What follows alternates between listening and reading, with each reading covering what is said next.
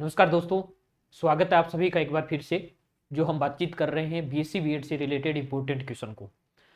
और बहुत सारे पेपर आप लोगों के हो चुके होंगे, बहुत अच्छी संख्या में हमारे क्वेश्चन बिल्कुल सेम टू सेम डिटो आ रहे होंगे।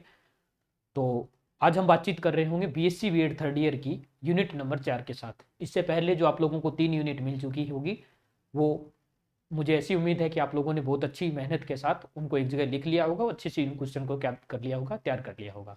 तो ये बहुत बढ़िया चांस आप लोगों के पास है कि आप लोगों को बने बनाए क्वेश्चन, आप लोगों की किस प्रकार के क्वेश्चन आते हैं, किस प्रकार के नए बने, सब कलेक्शन आप लोगों को एक जगह मिल रहे हैं। आप लोगों को बस तैयार करने हैं, इधर उधर आप लोगों को देखने की आवश्यकता नहीं पड़ रही होगी। कम से कम इतने क्वेश्चन आप लोग बहुत अच्छे से तैयार कर लीजिए, बहुत अच्छी आप लोगों की हेल्प हो जाएगी। चलिए आज हम बातचीत कर रहे होंगे बीएससी बीएड सेकेंड ईयर के पेपर सेकंड की जो बातचीत हमारी चल रही है उसका। तो ये पेपर है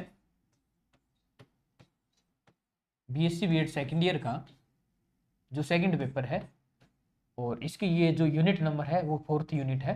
इससे पहले की 3 यूनिट है वो आप लोगों को पहले से मिल चुकी होंगी और आपने भी ऐसे बहुत अच्छे से तैयार कर ली होगी।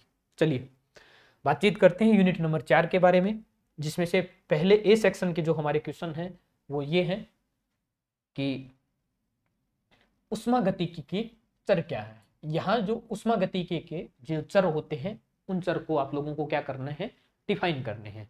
जिन चर पर वेरिएशन होते हैं उन्हीं को, चारों जो चर है उनके बारे में आपको क्या लिखनी है, इनकी परिभाषा लिखनी है। दूसरा क्वेश्चन यहाँ पर हमारा है उष्मागतिकी की विभव क्या है, इसको क्या करना है, आप लोगों को डिफाइन करना है।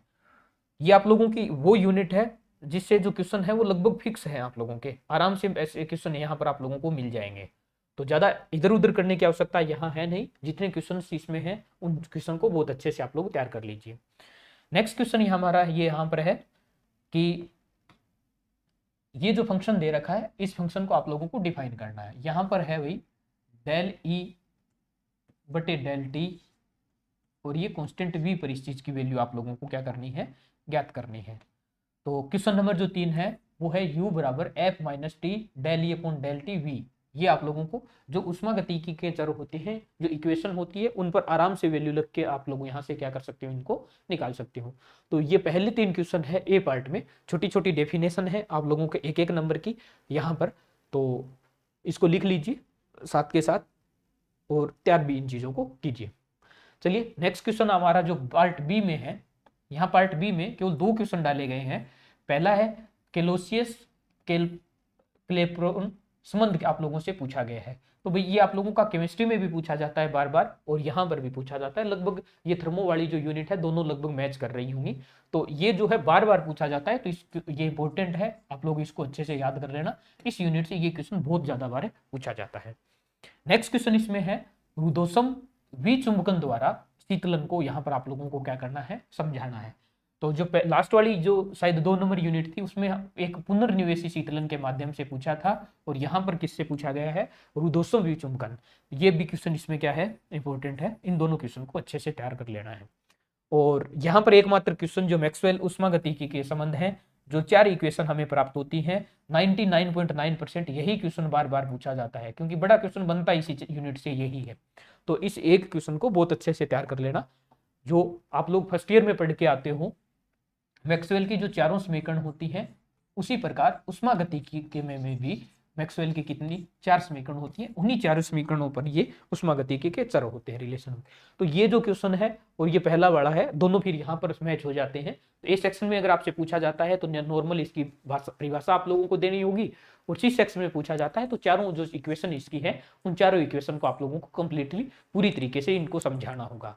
तो इनको क्रम से भी याद रखना है भाई, आप लोग ये भी याद रखना कि मैक्सवेल की जो चारों समीकरण इसमें यहाँ पर बन रही होंगी, जैसे आप लोग जो चुंबक वो इलेक्ट्रोमैग्नेटिक वेव का जो पार्ट है वहां पर भी क्रम से याद रखते हो, वहां पर मैंने आप लोगों को याद कराया था, उसी प्रकार यहाँ पर भी इन चीजों को क्या करना है, लाइन से याद रखना है।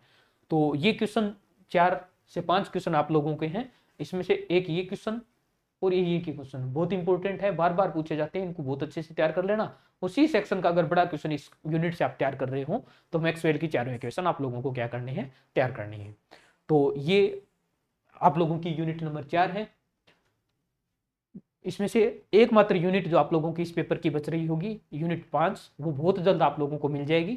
तब तक के लिए जो पहली चारों यूनिट है आप लोग बहुत अच्छे से इनको तैयार रखिए, और ये जो पेपर है आप लोगों का बीएससी सेकंड ईयर का सेकंड पेपर जो है वो इजी पेपर है, आराम से, कोई दिक्कत नहीं है। थर्ड ईयर जो आप लोगों का ऑप्टिक्स में, उसमें काफ़ी कुछ चीज़ें आप लोगों को अलग अलग तरीके से याद करनी होती हैं। तो पहला चैप्टर जो इसका पेपर है वो भी इजी है और ये भी बड़ा इजी है। तो आप कोशिश कीजिए पहले दोनों जो पेपर रहेंगे उनमें आप लोगों को बहुत अच्छे से क्लियर कर ले, ताकि तीसरे पेपर थोड़ा बहुत इसमें ज्योमेट्री का पार्ट यूज होता है, ऑप्टिक्स में है जो अलग अलग फ्रेनल है, फ्रोनहोफर विवर्तन है, वो सारी चीज़ें उसमें से पूछी जाती हैं। तो चलिए, मुझे ऐसी उम्मीद रहेगी आप लोग इन क्वेश्चन को लिख करके बहुत अच्छे से तैयार कर लोगे, और आप लोगों को आराम से मैटर बना करके तैयार करके दिया जा रहा है। आप इनको बस आप लोगों को करना ये होता है कि इनको लिख के आप लोगों को आराम से तैयार करना होता है, और इन क्वेश्चन के माध्यम से आप लोगों को लिए जो एग्जाम के टाइम पर जो आप लोगों का टाइम बचेगा वो बहुत कीमती रहेगा। तो चलिए मिलते हैं नेक्स्ट यूनिट के साथ बहुत जल्द, तब तक के लिए धन्यवाद, जय हिंद।